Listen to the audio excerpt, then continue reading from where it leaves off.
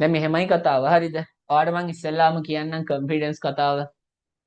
මෙහෙමයි. දැන් සාමාන්‍යයෙන් ඔයාට දැන් විභාගයට තව ටික කාලෙනි තියෙන්නේ. එතකොට මෙන්න මෙහෙම කතාවක් තියෙනවා. දැන් සාමාන්‍යයෙන් විභාගයට යන්න කලින් ඔයාට දැන් මේ ටිකේ ස්ට්‍රෙස් වෙලා ඉන්නේ කොහොමද?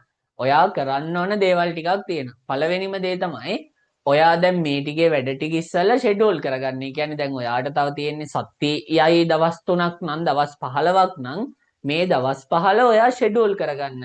මෙන්න මේ දවසේ මම මේ ටික බලා ගන්නවා. මේ දවසේ මම මෙන්න මේ කොටස් ටික බලා ගන්නවා. මේ දවසේදී මම වැඩ ටික සම්පූර්ණයෙන් ඉවර කරනවා කියලා ෂෙඩියුල් එකක් හදාගන්න. එතකොට ඔයාට අර යන්න තියෙනවානේ රෝඩ් මැප් එක. රෝඩ් මැප් එක තියෙන නිසා ඔයාගේ ස්ට්‍රෙස් එකෙන් 160 70ක් මෙතනින් ඉවර වෙනවා. මොකද ඔයා දන්නවා මේ දවස් 15 මොනවාද ඔයා කරන්න කියන එක. ඊළඟ දේ තමයි දැන් ඔයා මේ දවස් ටිකේ වැඩ ටික කරගෙන යද්දී ඔයාට තියෙන්න ඕනේ මෙන්න මේ විදිහේ අදහසක්. පළවෙනිම දේ තමයි ඔයා ගැන ඔයාට තියෙන්න ඕනේ හොඳ විශ්වාසයක්. මම පේපරේට ගිහිල්ලා හොඳටම ලියනවා. එච්චරයි. මට මේක පුළුවන් වෙයිද? මට මේවා විභාගයට ගියාම මතක් වෙයිද? සමහර අය මෙහෙමත් හිතනවා. මේ මට කැල්කියුලේටරේ අරයි යන එක වැඩ කරන්නේ නැති වෙයිද? ඔහොම එක එක ඒවා හිතනවනේ. එහෙම අර අනවශ්‍ය දේවල් හිතන්න යන්න එපා. ඔයා හැම වෙලෙම හිතන්න ඕන දේ තමයි මේ දවස් 15 මේ ටිකේ මම මගේ උපරිමයේ වැඩ කරනවා. මං විභාගයට ගිහිල්ලා මගේ උපරිම පේපරේට ලියනවා කියන එක විතරක් විශ්වාසය තියන් යන්න. එතකොට ඔයාට පුළුවන් අර ඔයාට නිකන් අර එන ස්ට්‍රෙස් එක පේපරේට එන බය නැති කරගන්න මේ දවස් ටිකේ අර ෆුල් ගැම්මෙන් ඉන්න නිකන් අර අපි කියන්නේ 10කට ගහන්න වගේ සීන් එකේ ඉන්න ඕන පේපරයක් දෙන්න මන් ලියනවා වගේ සීන් එකේ ඉන්න වැඩ පුළුවන් බැරි කතාවක් නෙමෙයි හරිද ඔයාට වැඩ පුළුවන්ද බැරිද කියන එකට වඩා අර වගේ ඉන්න. එතකොට ඔයාට කොහොමත් වැඩ පුළුවන්. ඊළඟ දේ තමයි ඔයා දැන් රෝඩ් මැප් එකක් ලස්සනට හදන් තියෙන වැටි කරන විදිය ඔයා මේ ටිකේ කොන්ෆිඩන්ස් එකේ දැන් ඉන්නවා. ඊළඟ දේ තමයි ඔයාගේ පරිස්සමක් තියාගන්න. හරිද? දැන් ඔන්න මේ මෑතක ළමෙක් කතා කරා. ඔන්න බල්ලෙක් කතා හපලා. කරන්න දෙයක් නැහැ. ලියන අත තමයි හපලා තියෙන්නේ. හොඳට වැඩ කරන් ආපු කෙනෙක් දැන් ඊළඟ අවුරුද්දේ තමයි ඉතින් ලියන්න වෙන්නේ. ඇඟිලි 3ක් අවුල්ලු. එතකොට කතාව තියෙන්නේ ඔයා මේ ටිකේ පරිස්සමින් වැටි කරන් යන්න. ඊළඟ දේ තමයි ඔයා විභාගයට කලින් දවසක් තියෙනවනේ. ඔය විභාගයට කලින් දවසේ ඔයා විභාගයට යන ටික ලැහැත්ති කරගන්න. දැන් මේ ටිකේ ඔයා අනිවාර්යයෙන්ම විභාගයේ ඩේට් ටික ලියලා තියෙන වෙලාවල් එහෙම ලියාගෙනනේ ඇත්තේ. ඒක ලියාගෙන නැත්නම් දැම්ම ලියා ගන්න. පැහැදිලිව ඒක ලියා ගන්න.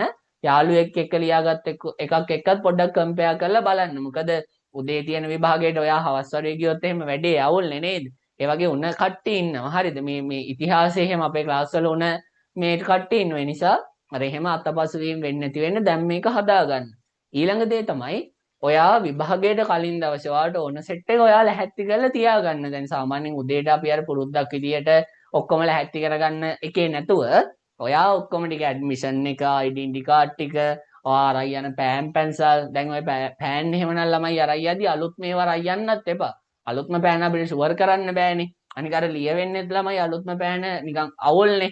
අර ලාවටනේ ලියවෙන්නේ. ඔයා සාමාන්‍ය පාවිච්චි කර කර හිටපු පෑන් පැන්සල් ටිකම අරන් යන්න වැඩේට.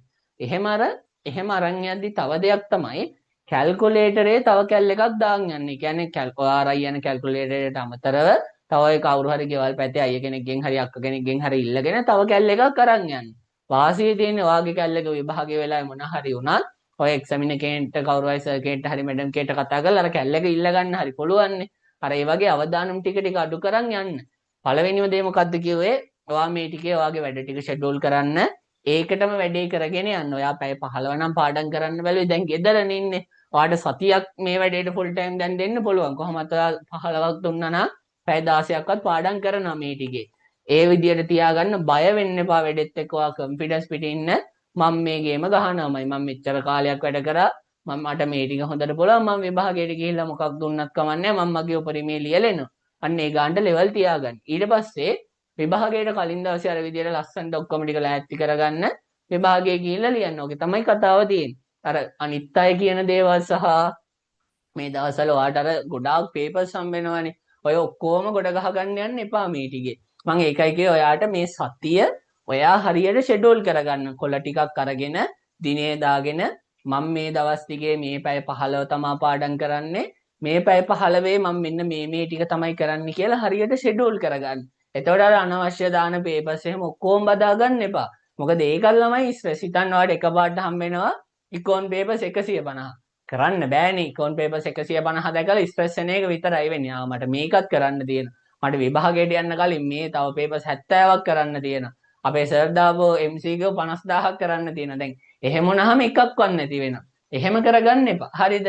එතකොට දැන් කතාව තියෙන්නේ ඔයා මේ ටිකේ දැන් ඔය විදිහට වැඩ ටික කරද්දි උදාහරණයක් විදිහට දැන් හිතන්න ඉකෝන් නම් ඔයාට පුළුවන් මෙහෙම කරන්න. මම නිකන් පොඩි අයිඩියා එකක් දෙන්න කියව නිසා කියන්නේ සාමාන්‍යයෙන් ඔයාට දැන් ඔයාට වීක් දේවල් ටිකක් ඇතිනේ. දැන් හිතන්න ඔයාට ගණන් හදන ටික අවුලක්ම නැත්තම් ඉකෝන් වල ඔයා පළවෙනි දවසක් සම්පූර්ණයෙන්ම දා පේපරේ ගණන් හදන ප්‍රශ්න ටික සම්පූර්ණයෙන්ම කවර් කරගන්න.